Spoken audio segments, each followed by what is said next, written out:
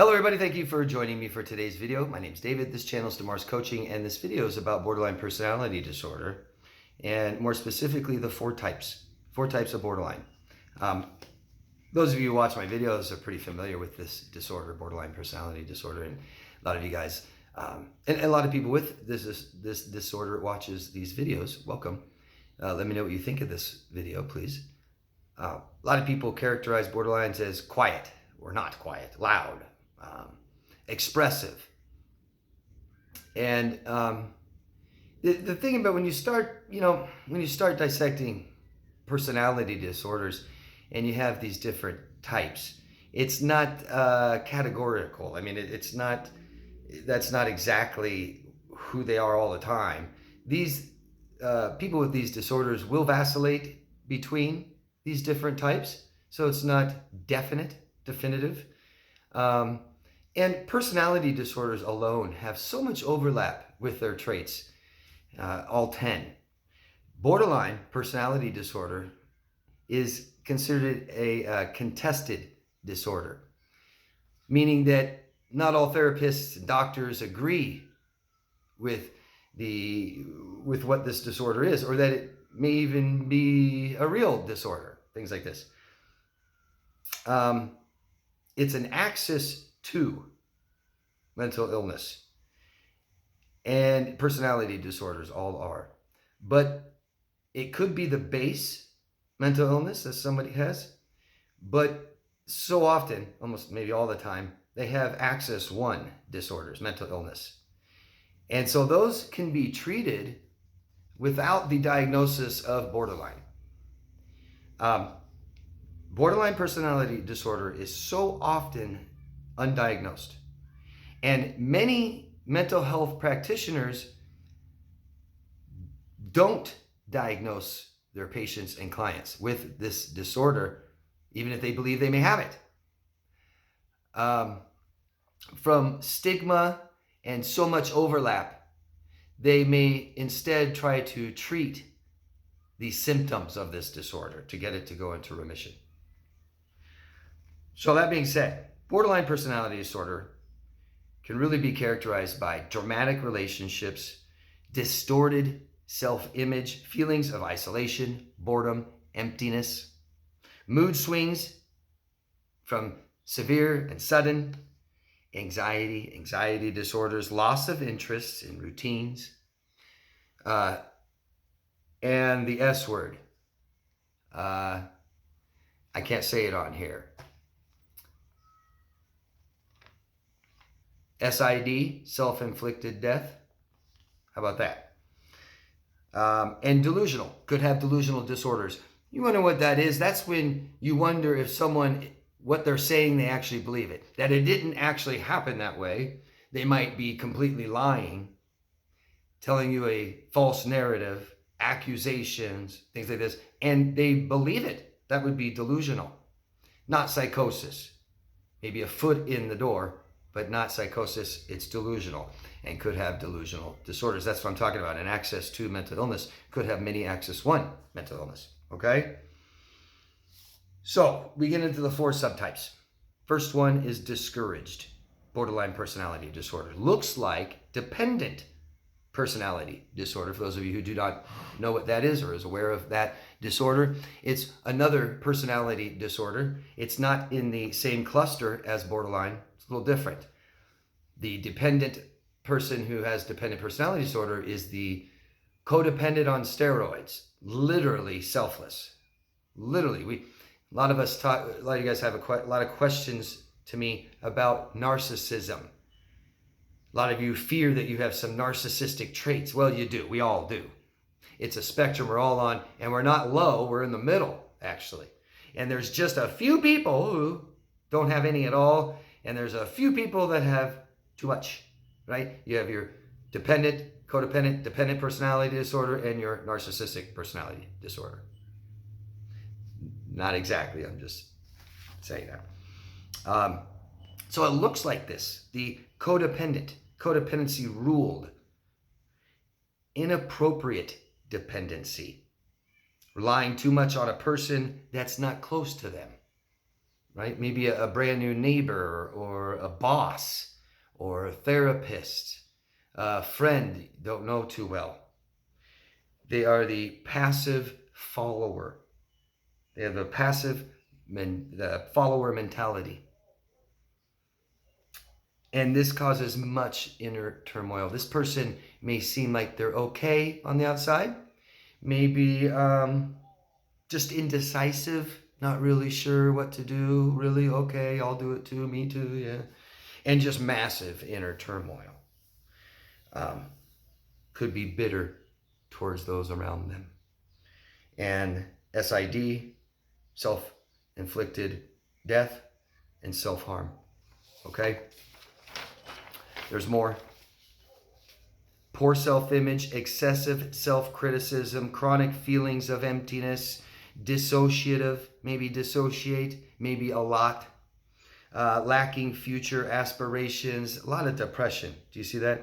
Less empathy, less aware. This is the one who's less aware of how their behaviors affect others around them. They can't understand when they do something that will upset you or stress you out that you're upset or stressed out.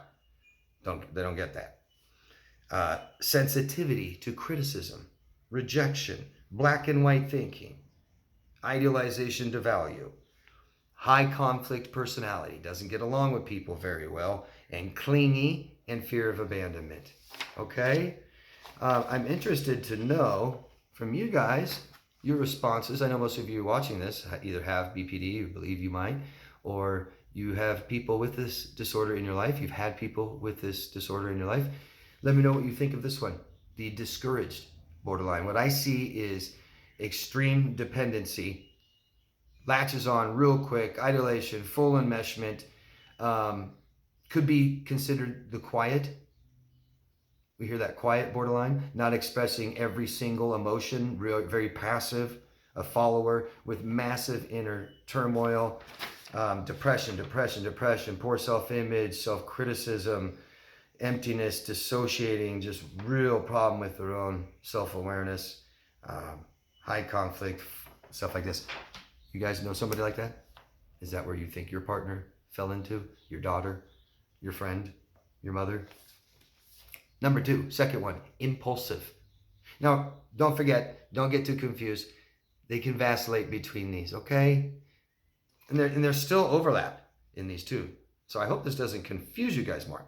The impulsive borderline personality disorder. Charismatic. This is the one who gets confused with sociopaths. And very common traits, behavior with histrionic. Histrionic also gets very confused with sociopath. Though I heard someone say the histrionic is like borderline and sociopath mixed. Flirtatious, right? The histrionic, sexual, flirty, captivating, charismatic, charming, elusive, superficial, energetic, lots of energy, right? Thrill-seeking behavior, dangerous maybe, attention-seeking. The histrionic, right? Charming, dramatic, highly manipulative. Right? I mean, this it really is close to antisocial, isn't it? And just the manipulative and charismatic energetic part of it. Complains about chronic or reoccurring illness. Okay? That's where they get their attention seeking from. Victim, poor me. I'm so amazing, I'm the hero, and then poor me victim, whenever I need to. Okay, the third one. I'd like to know how many of you guys believe someone you know falls into that category. And ask me questions, please. Ask me more questions if you guys have them. The petulant borderline personality disorder. And I just label this as kind of secretive. This is the borderline who grows up not connecting with their family, keeping lies, keeping secrets, whether they're even bad or good, just not telling people anything about themselves. I knew someone diagnosed with borderline personality disorder that literally will not tell you a single thing about their past. I mean, they will not tell you a single thing. They will deny everything. Nope, never done that. Nope, never had that. Nope, never tried it. Nope. I mean, amazing. Just amazing. And I think it's a way that they feel like they're in control and independent. Don't need you. Inability to express feelings, outbursts of anger, unworthy, unloved is how they feel. Social anxiety, extreme fear of abandonment, controlling, dissatisfaction in relationships. Always upset. There's always a problem, right? I mean, there is if you're going to date a borderline, but they're the ones causing problems, telling you there's always a problem. There's always a bad relationship. This is the person that causes problems in your relationship for 9 months and then looks back and says, our relationship is so toxic. And you're just like, no kidding. But I mean, I understand it takes two, but my gosh, I've done none of the things that you've been doing. Like the toxicity part's 99% you. And that means they probably idealize. We should be like this. We should be like that. We should be doing this. We should be like this. Maybe withholding sex. Outbursts of anger, social anxiety, extreme fear of abandonment, controlling. Very, very, very controlling. Possibly have drug addictions, alcoholism, addicted to pills, Xanax, things like this. Eating disorders, could be bulimic or anorexic. Very suspicious, accusatory, paranoia. Who you with? Who you dating? What's her name? Go back to that fear of abandonment, yeah? Self-harm. Intense mood swings. Borderlines will act out every emotion. We have tons of emotions going on all the time, like layers of an onion. You peel them back, and I could be sad and happy. I could be excited and bored about different things in my life, but I don't need to act them all out, especially when I'm out in public. Kind of reminds me of the woman with the glass of wine. I've been a bartender. I could serve a woman a glass of wine. She's happy. She's nice. She starts giggling, having fun. Oh, it gets loud, and then starts crying, and then gets angry. One glass of wine. Lacking identity. Believes nobody cares about them, so they don't care about them. Very emotionally unstable. Okay? Let me know what you guys think about the self-destructive borderline. I think it's pretty obvious. This is somebody who will self-harm, self-sabotage, self-inflicted death, very depressed, doesn't know who they are at all, bitterness at people, angry, and just intense feelings of self-loathing. They will say it. I'm so bad. I'm so ugly. I'm so stupid. Never say that to yourself. Life's hard enough. I'm sure there's been enough people saying those things to you. Don't say that to yourself. And anybody you see saying those kinds of things, I would stay away from them. Instead of trying to make them feel better about themselves, just stay away from them so that they're forced to do that for themselves, because that's the only thing that works. Those are the 4 subtypes, guys. Let me know what you think and ask questions. Let me know about the people in your life. Let me know if this is confusing or if this adds some more clarity to you. That's what it's meant for, to help us understand ourselves, the people in our lives, the experiences we've had, the trauma we've endured. A good part of healing is understanding this. A good part of healing from shame, from the pain that people have caused us, is to understand that pain and why somebody did that, and to understand that it's internalized with them and it's not for us to internalize. So keep learning, keep asking questions, okay, guys? Treatment for this, for borderline personality disorder, it's a severe mental illness, okay? And absolutely needs talk therapy, most likely along with medications. They need cognitive behavioral therapy, dialectical behavioral therapy, mentalization. These are talk therapies along with medication. Okay, it can work, especially if they're younger, especially if they're committed and try and stick with it. It can go into remission. Anybody wants coaching, you can find me at daviddemars.com. The link's down below. Appreciate it with a thumbs up for this video, and subscribe to the channel if you haven't already. Thank you, guys. Love yourself first. I'll see you again soon. Bye.